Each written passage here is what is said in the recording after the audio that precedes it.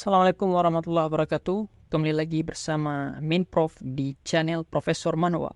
Kali ini kita akan melanjutkan perjalanan Jin Runcandel sebagai seorang putra bungsu dari Master Pedang. Langsung saja siapkan bantal, mulai rebahan dan simak kisahnya. Sesudah membuang Halls, Jili kembali ke Jin dan melaporkan kalau dia sudah melaksanakan perintah Jin. Kemudian, Jin memuji kerja Jili dan berterima kasih kepada Murka, wakil Kapten Black King yang telah membantunya mengalihkan perhatian daripada penyerangnya. Aku akan memberitahu jasamu saat kita tiba ke rumah. Klienku akan membayar upahmu dengan uang yang banyak.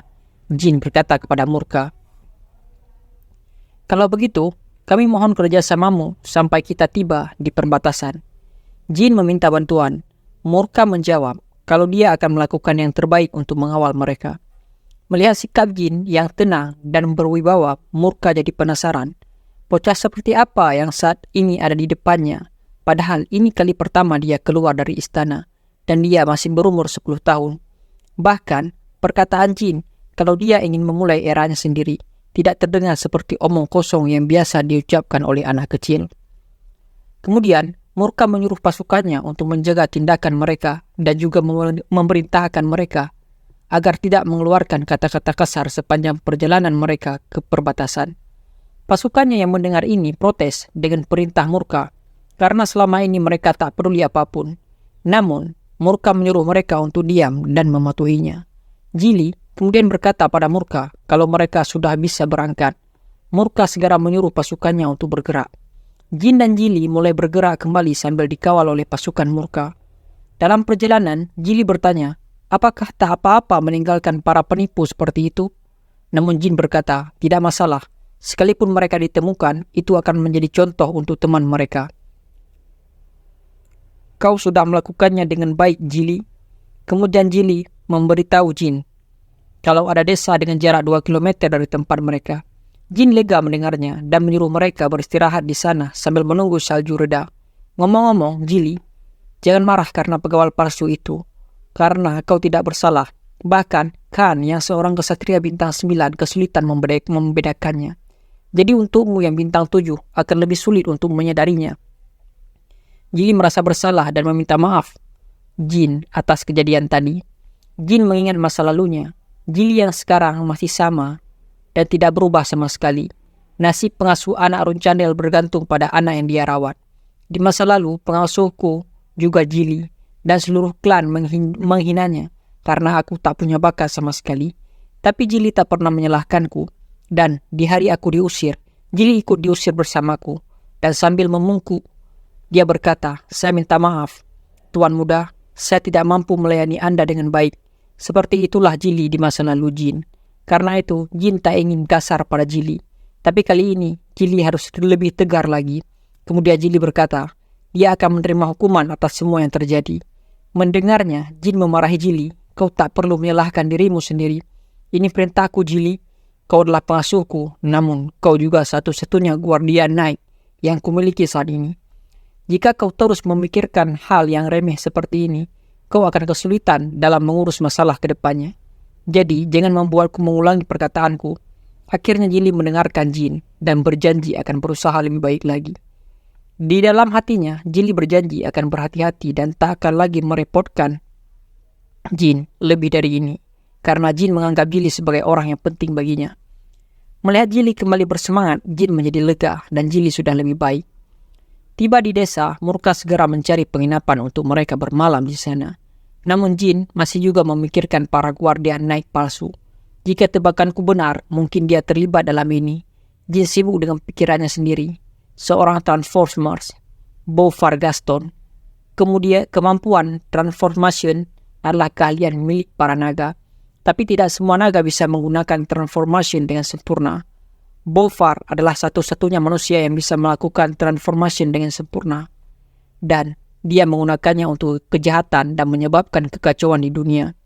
Jika benar Bofar terlibat, ini akan menjadi sangat sulit. Jin kembali berpikir, selama ini Bofar belum melakukan hal yang mencolok. Di kehidupanku dulu, Bofar ditahan oleh Special Force Vermont ketika aku berusia 20 tahun. Jika aku bisa berteman dengannya, ia mungkin akan berguna. Namun jin tak punya alasan untuk berteman dengan orang yang bisa menghunus pedang ke arahnya. Sebelum masalah Bofar menjadi lebih besar, aku harus memeriksa apa ada hal lain berbeda dari masa laluku, jin berkata dalam hatinya. Namun, karena kelelahan, jin langsung tertidur di kasurnya. Bahkan dia tak lagi mendengarkan Gili yang berbicara dengannya. Keesokan pagi, jin terbangun karena mendengar suara kucing di kamarnya. Meregangkan badannya, jin merasa walaupun dia sudah berlatih keras di Kastil Storm, tetap saja tubuh anak umur 10 tahun tak bisa menahannya. Di jendela kamarnya, jin melihat seekor kucing hitam yang berpose aneh. Tiba-tiba jin menyadari kalau kucing yang ada di luar sepertinya adalah Murakan yang sedang menyamar. Karena jin tak segera membuka jendela, Murakan menjadi marah. Namun jin menjelaskan kalau dia tak menyangka kalau Murakan akan menjamar sebagai kucing. Kupikir kau akan berbaur dan menyamar menjadi kusir atau pelayan. Jin mencoba menenangkan Murakan. Hei, jika aku melakukannya seperti itu, guardian naikmu akan langsung menyadarinya. Murakan mengoceh sambil terus maju. Tiba-tiba kakinya tersangkut di papan kayu, membuatnya terjatuh dan terbentur dinding. Gili yang mendengar suara berisik dari luar segera masuk dan bertanya, apa jin baik-baik saja? Melihat seorang pria aneh di dekat jin, Gili segera waspada dan mengeluarkan pisau di tangannya. Sambil mencengkeram leher Murakan, Gili memaksanya bicara.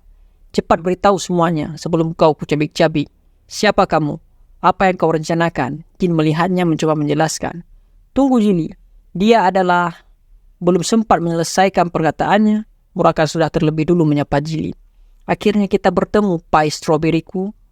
Gili yang mendengarnya menjadi bingung, sedangkan Jin melihatnya tak bisa berkata apa-apa. Setelah berhasil menenangkan Gili, Jin mengenalkan Murakan padanya. Pertama-tama, dia ini adalah guardian Runchandel, Black Dragon Murakan. Dan ini adalah, belum sempat menyelesaikan kalimatnya, Murakan segera berkata, aku tahu dia. Dia adalah pai stroberiku yang berharga kan? Gili kemudian meminta maaf pada Murakan. Pelayan Runchandel meminta maaf atas ketidaksopanan yang saya lakukan ke guardian. Mohon maafkan saya. Murakan menjawab kalau dia dengan senang hati akan memaafkan pai stroberinya. Gili yang penasaran bertanya kepada Murakan, kenapa terus memanggilnya pai stroberi?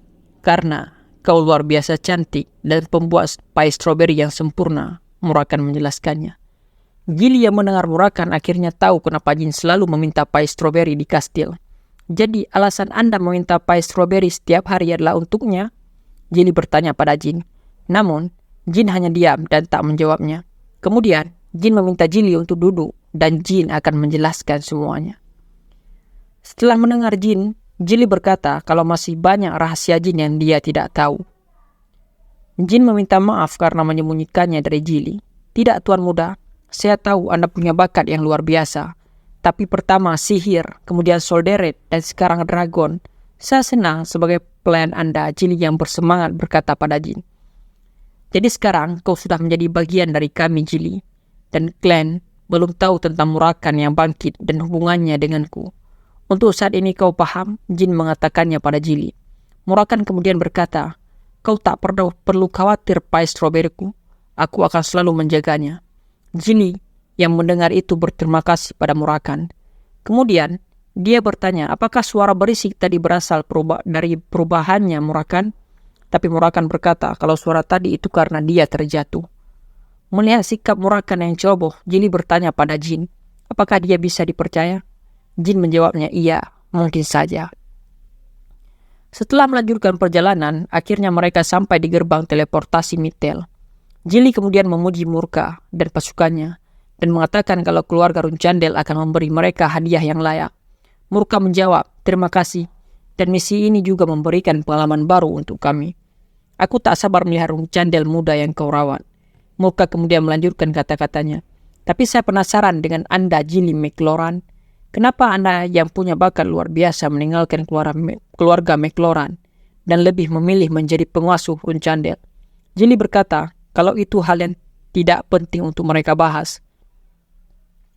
Murka meminta maaf karena sudah melewati batas, dan Gili menjawab kalau itu tidak apa-apa. Di dalam, seorang petugas menyambut Jin dan Gili dan menanyakan kartu identitas mereka, sambil menunjukkan kartu milik keluarga Runchandel. Jili berkata kalau mereka ingin pergi ke aliansi pasukan Hufester. Melihat tanda pengenal milik Runchandel, petugas itu segera menyuruh mereka untuk mengikutinya, dan mereka akan mendapatkan pelayanan premium. Petugas itu kemudian menjelaskan kalau mereka akan berangkat dalam 2 jam. Jadi, Jili dan Jin harus menunggu di sana sebentar. Ketika sedang duduk di sana, Jili yang khawatir berkata pada Jin, "Tuan muda, saya takut karena meskipun Murakan diketahui oleh orang lain, kita masih bisa mengelabuinya." Jin paham kalau Jili khawatir dengan sihir miliknya. Jili mengiyakannya dan berkata kalau tak ada seorang pun di Runchandel yang bisa menggunakannya. Jin menyuruh Jili untuk tenang karena dia tahu cara menyembunyikan sihirnya.